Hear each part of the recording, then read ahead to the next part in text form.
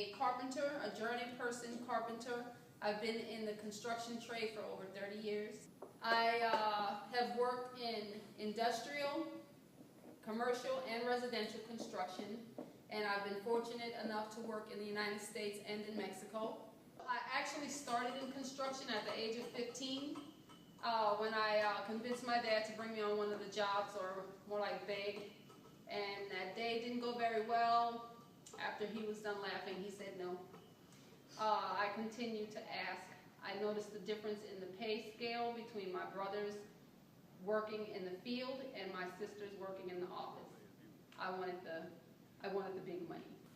So I'm blessed to say that at a young age I was given an attitude of nobody tells me what I can and cannot do.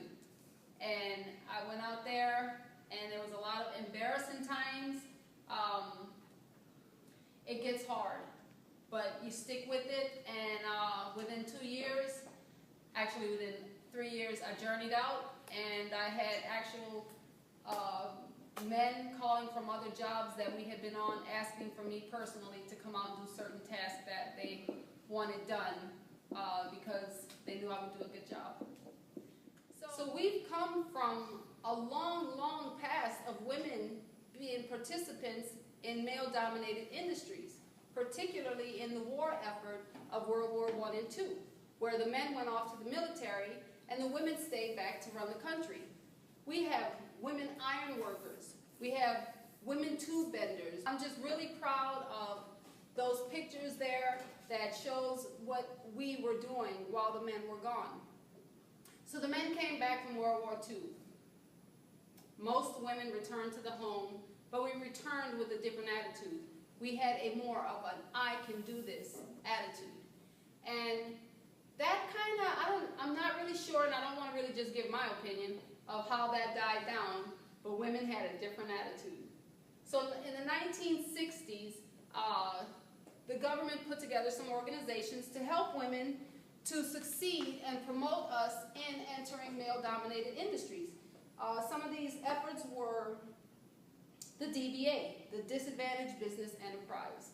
The MBE is the Minority Business Enterprise, and the WBE is the Women's Business Enterprise. Now, while these are all great organizations, we're still dealing with mostly men who are running them.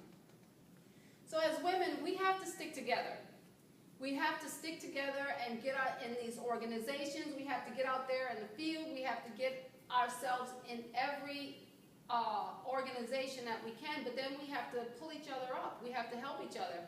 I have some statistics here that I've passed out on what it looks like for the women in these industries. The 10 most male-dominated occupations in the United States, and I'm just going to kind of breeze through them,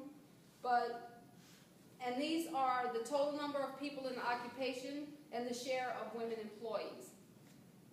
Brick masons, block masons, and stone masons, 162,000 employees in the United States and 1% women.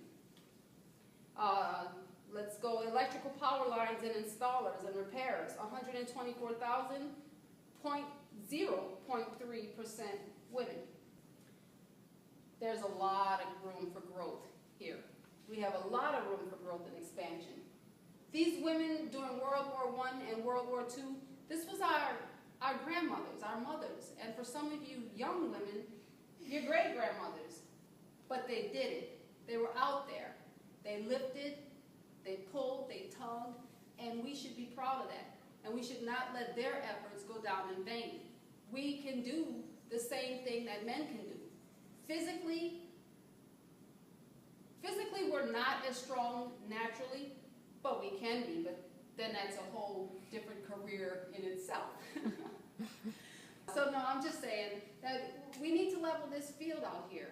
And I think that we can do it. We have all the skills that we need. We have the strength. We definitely have the mind. And that was one of the things that, as I was coming through as a young carpenter, I found a lot of men that wanted to challenge me, challenge my strength. Let's see who can nail the fastest, who can get the nail in the fastest. And I lost. I lost several times. But what it made me tell them, my comeback began to be, I may never be as strong as you, but you will never outthink me. So we're going to talk a little bit now about some of the dilemmas that we face as women in these industries.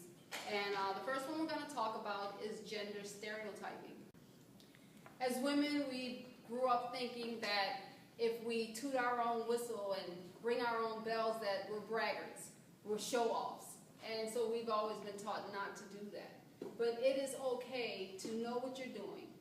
And sometimes it's okay to promote yourselves as a person who knows what they're doing. It's not a bad thing to say, I can put that drywall up for you. I find that in my own experience that collaborating with other women or men on the job, or just finding a place where it's needed and take care of the need from collaboration goes a long way with showing that you know what you're doing, yet you're not trying to show off or take someone's position. And that way I have gained a lot of respect on a job site. The last thing that I want to talk about this evening, I call it cutting through the BS, is our professional demeanor in these male-dominated industries. When you are outnumbered 20, 30, 80 to 1, I find, and I'm going to talk about this from my personal experience, I find that a professional demeanor will get you a lot farther than a best friend, buddy-buddy type of demeanor. Drinking with the boys, you know, on a Friday night, getting drunk and all that kind of, I don't really think that does anything for anybody.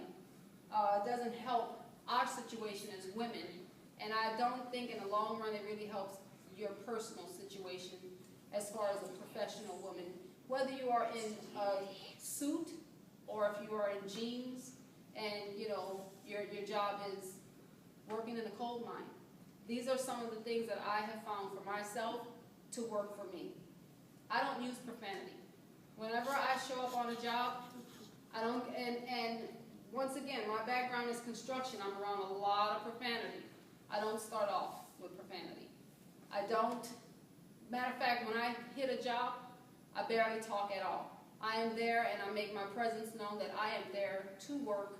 I'm not there to make friends, not looking for a boyfriend, not looking for a sugar daddy or anything like that. I can do it, I can handle it, just leave me and I will, and let me do my job. So I don't use any profanity when I start off, and I find that over time, there's like a little bit talking, hey, how you doing? I'm all right. You know, I'm always kind, I'm always courteous to everyone. And in that way, the conversation starts off small, but it's respectful. Respect your partner or your co-workers and make them, and they will respect you. But if you go out there and you start off with MF this and, you know, this type of profanity, you cut yourself down. You just lost respect. They're not going to respect you. You just show them that you're not looking for respect. So that's my personal experience, is that I don't really do the profanity thing.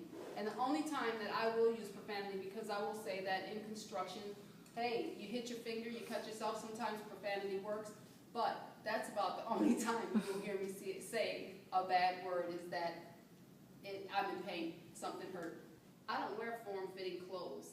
I look like this tonight because I am speaking, but on a job site, it's a t-shirt, usually baggy jeans, and my t-shirt will come down past my butt. I am not trying to give anybody anything to look at. Just kind of keep in mind that you're outnumbered 80 to 1, and men are men. Men are men.